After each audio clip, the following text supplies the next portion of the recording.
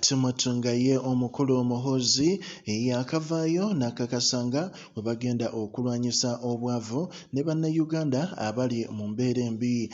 Timotu kyaddaaki olunaku olw'eggulo buli omu yeewuunyiza ekyatuuseewo. Essaawa zino nga bannayuganda bakyagezaako okwesondasonda babeeko engeri gye bayamba abantu abali e Karamoja olw'embeera embi Timotu gye balimu. Ate bo bano Bamuhoozi olw'okuba bagala okugenda mu buyinza n'okubwekumiramu, kyaddaaki olunaku olw'eggulo baguddewo ekibiina ekyabadde eky'abayimbi.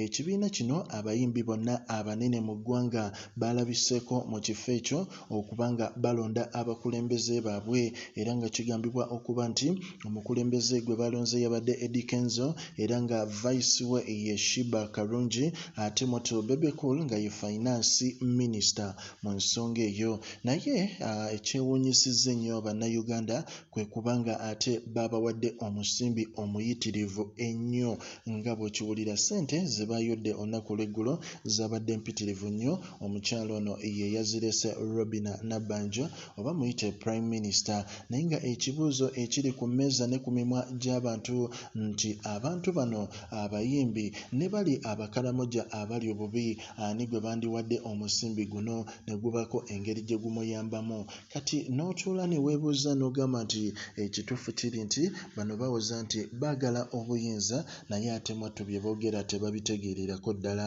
Abantu b'e Karamoja bali bubi, embeera gye balimu mbi nnyo, tebalina byakulya. Ettaka lyabwe twalaba omusumba Kayanja ye yatwalayo bitrakita ogezaako okuba nga ate baliteekamu fertilizers batandike okubaako ebisimbe bye basimba oba ddala emmere gye basimba, naye ate bano bo aba gavumenti tebalina yadde amakulu yadde omusimbi gwonna baguwadde abayimbi, ate nga ffenna tumanyi bano abayimbi bonna abasinga teri ku bo abadde bubi.